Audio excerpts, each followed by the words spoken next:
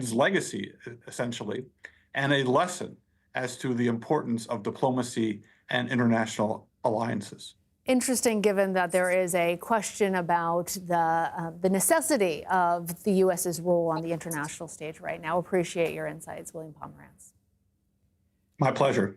Joining us now is Erin Banco. She is a national security reporter for Politico, focusing on the intelligence community. Erin, welcome. So talk to us about how these sorts of negotiations work. How long is the process? What does it look like?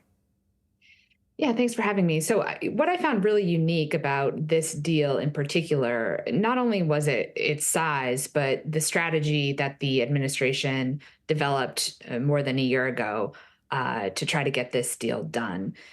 So the idea after Griner's release was that the US inside the White House, the thinking went that they needed to not do a one-to-one deal, but have a larger deal that would give them more wiggle room, more opportunity to get more Americans home.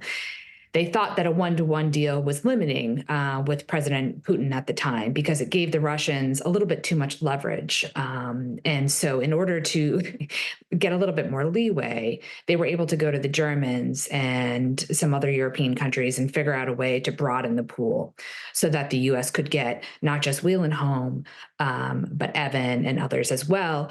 I should note that there are still Americans imprisoned wrongly in Russia that the U.S. could not bring home during this deal, and those talks are still ongoing. And I'm sure it's a very tough day for those families.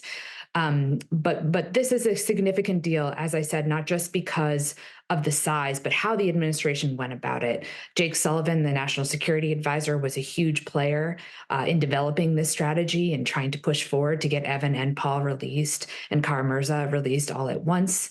But it's a strategy that the administration hadn't really tried before this deal, and it worked out. But there were a lot of moving pieces, and I'm told by senior officials that all the way up until about July 20th, 21st, Jake Sullivan and Biden himself were making calls to all the European countries involved, including Slovenia, to try to make sure this deal was sealed. And this decision was made, and the deal was sealed before President Biden announced that he was going to be leaving the ticket. And I'm told, sort of a fun fact, there was a bit of a snag at the end of the negotiations with a little bit of a legal problem in Slovenia, where the U.S. wasn't sure they could get that legal problem worked out. And they were very worried that this deal was about to fall apart, but it all worked out in the end.